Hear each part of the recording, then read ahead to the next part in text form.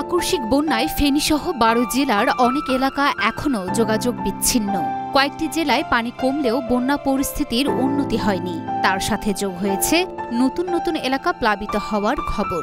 কুমিল্লার গোমতীর বাঁধ ভেঙে বুড়িচং উপজেলার অন্তত ৩৫টি গ্রাম প্লাবিত হওয়ার খবর পাওয়া গেছে।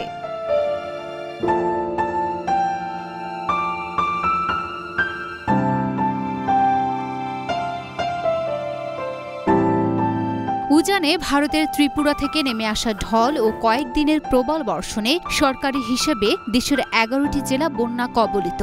এতে এখন পর্যন্ত ১১ জেলায় ৪৯,৩৮,১৫৯ জন মানুষ ক্ষতিগ্রস্ত হয়েছেন। এছাড়া বন্যায় এখন পর্যন্ত মারা গেছেন ১৮ জন। তার মধ্যে সবচেয়ে খারাপ অবস্থা ফেনী জেলার। শহরের সঙ্গে ৬ উপজেলায় যোগাযোগ বিচ্ছিন্ন হয়ে পড়েছে। বিদ্যুৎ ও মুঠোফোন নেটওয়ার্ক না থাকায় জেলার কয়েকটি গ্রামের মানুষের অবস্থার খবর পাওয়া যাচ্ছে না।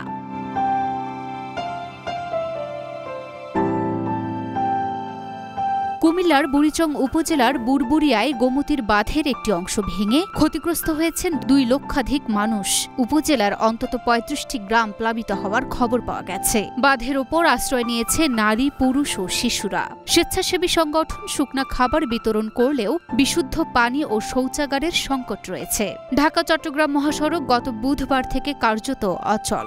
মিরসরাই থেকে ফেনী সদর পর্যন্ত কোনো যানবাহন চলাচল করতে পারছে না। কোনো যানবাহন ২৪ ঘণ্টা, কোনোটি ৩০ ঘণ্টা পর্যন্ত আটকে ছিল।